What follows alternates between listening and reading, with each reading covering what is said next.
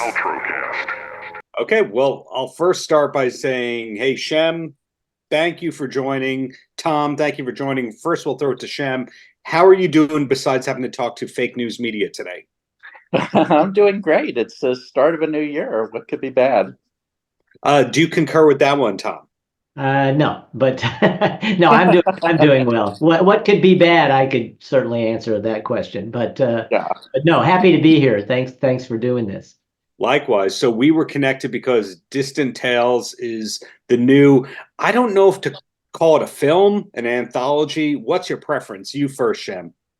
I would call it a film. I mean, it's a series of interrelated stories.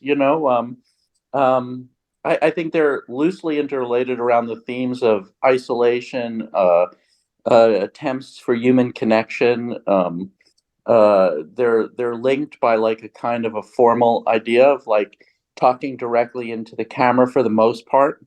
Mhm. So it's kind of a little bit of an experimental horror film, horror thriller, I guess.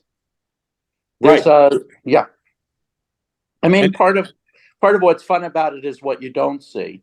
And so part of what's fun about it is the limitation that you set yourself as a filmmaker, because obviously if you're making a lower budget film, then you want to embrace the limitations of that and try to make that as exciting and accessible as possible. and kudos go to both of you. You said horror. You two have both been genre-less writers and directors. Like Halloween 5 has nothing to do with What About Bob, Dead Poet Society, all these great films that you two have been part of that I've been watching for decades. Now, Tom, when did you actually wrap Distant Tales? When did we wrap it? Yeah. Oh boy, I always lose track of time. Shem, was it last spring? Yeah, probably around then, I think. By the time we finished all the sound work, I mean, there was extensive sound work, extensive compositional work to create a kind of a, again, when you're dealing with independent filmmaking, one of your major assets is sound and building a soundscape, because a lot of what you don't see, you can see in the sound landscape, and the sound is telling a tremendous amount of story, particularly in this, because there's so much off screen. So, so I kind of think that long experimentation process was part of this as well. Yeah. So late spring is the That's long-winded that's answer.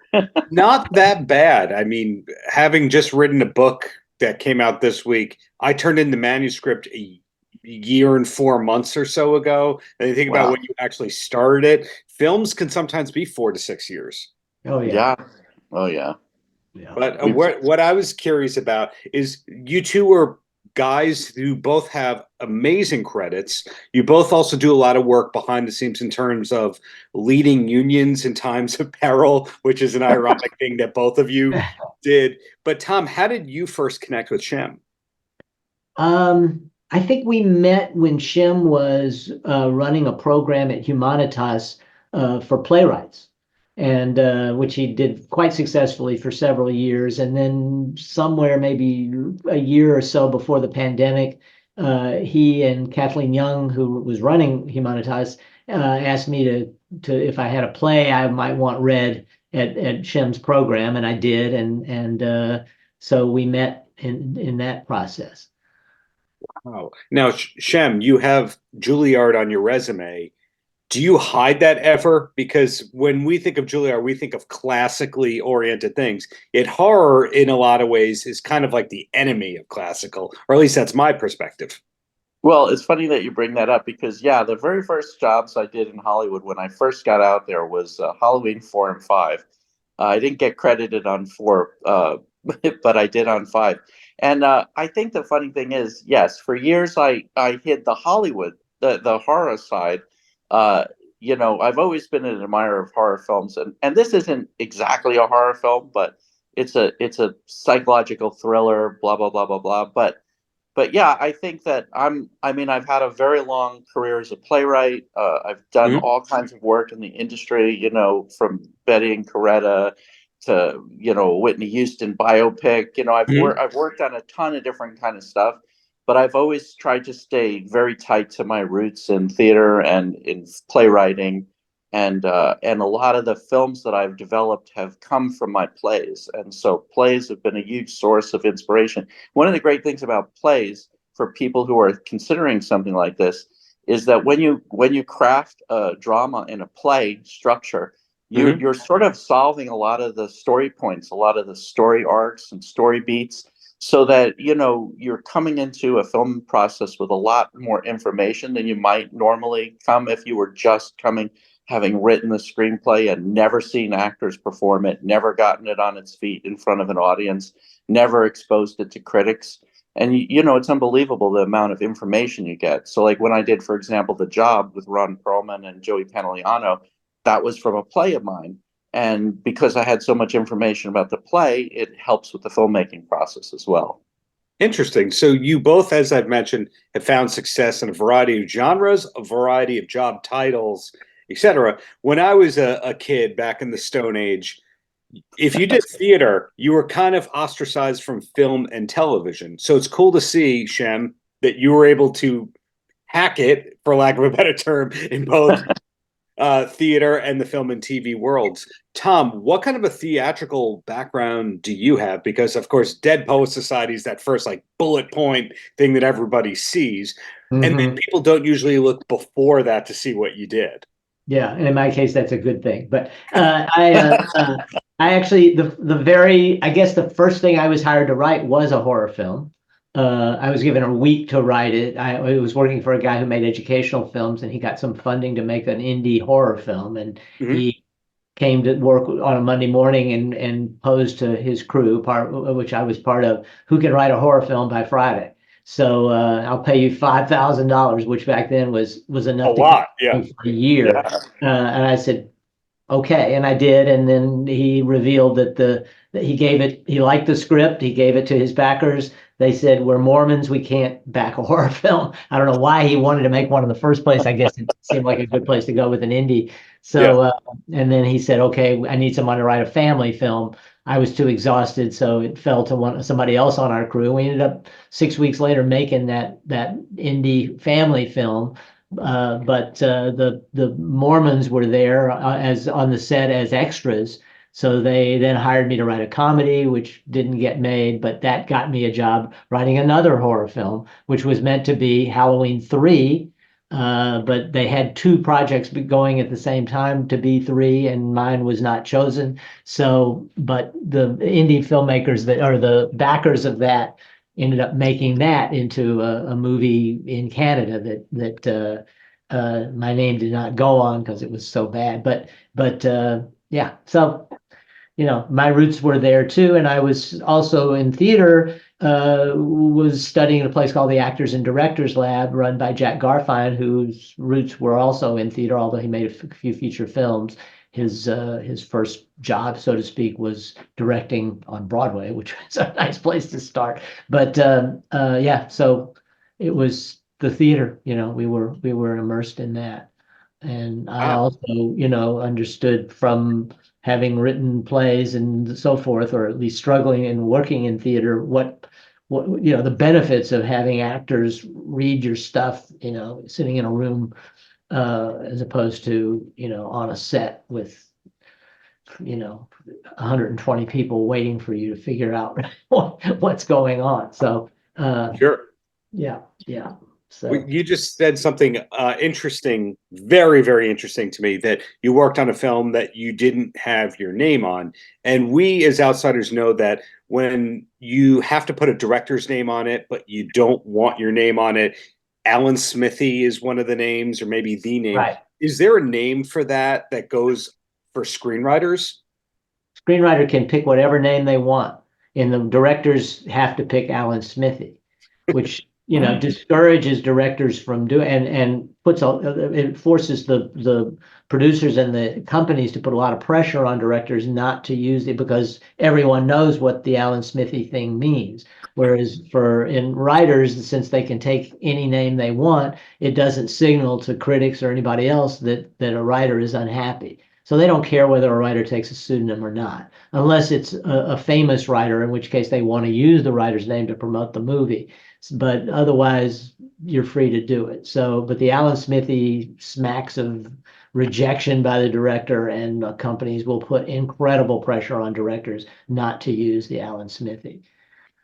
I know a writer who took a pseudonym on a movie that they directed, and they were going to use the Alan Smithy, and the pressure that came to bear on him was so intense that he finally said, "Okay, I won't use the Alan." Put his own name on his director, even though he was furious that he had been redirected. A star had taken over the movie and redirected it himself, shot all kinds of stuff, and he still ended up putting his name on there. So. It makes you think, or at least it makes me think, did anyone ever try to con investors with a filmography where they said, look at all the things that I directed. I'm Alan Smithy. That's a great idea. That's funny. Yeah. Well, bring it, back to modern day here, because Distant Tales, to us, it's a new movie. To you guys, it's old, and creative people are creating in some form every day or every week. So, Shem, are we allowed to know what's next from you? Yeah, I'm excited. I'm really excited about this new. Tom's been extremely helpful with a lot of notes and stuff on this new one as well. Which I'm sort of tentatively calling. I'm even hiding the title because I'm that excited about it. But it's kind of a Southern noir mystery thriller. I guess the closest thing, like when Halle Berry came out with that amazing movie. And I'm blanking on the name. Tom, do you remember the name of that movie with Halle Berry and Swordfish? No, I'm kidding. But anyway, it's kind of a sexy Southern noir mystery set in the 60s, and I'm super excited about it. Cool. Yeah. So we won't be able to track her through IMDb. We just have to wait for the one-day Hollywood Reporter embargo lift that says, attached to this is Shem. Yeah, exactly. No, I'll keep you updated for sure. Awesome. And then Tom, now I know that you enjoyed working with Shem to the point that there is another project with him. Is that the only thing you have coming out? The only thing we're allowed to know about? Can you tell us more? No, I have a movie that's being released January 19th. It's going to have a limited theatrical run, somewhere between 30 and 60 theaters, AMC theaters at the moment. And it's called Double Down South. It's a thriller also. It takes place in the world of a game called Keno Pool, which was a pretty popular gambling game for about 100 years in the 20th century, disappeared at the end of the 20th century. So, it stars Kim Coates, who's, I've just lost you guys for some reason. Hang on. We got you here. We see you. Yeah, it stars Kim Coates, who's one of the stars of Sons of Anarchy. Lily Simmons, who is in Hour? Yeah, exactly. Yep.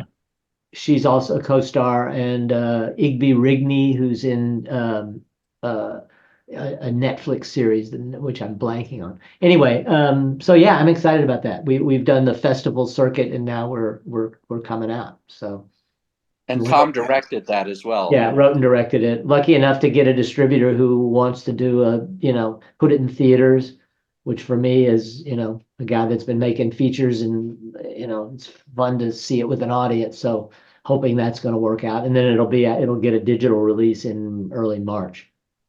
So I think the key is to summarize what I've learned today. You both like each other enough to continue working with each other. Absolutely. Distant Tales is not at all the last project intended for either of you. I can't ever guess what genre your next project is going to be, or the job titles that you're both going to have on it. Right. You don't know whether it's going to be theatrical, straight to digital, or what. So I think the best answer or summation to the whole thing is I have to follow you both on social media, right? To know what the latest and greatest is? I don't use social. I'm not on social media. Shem may be, but no.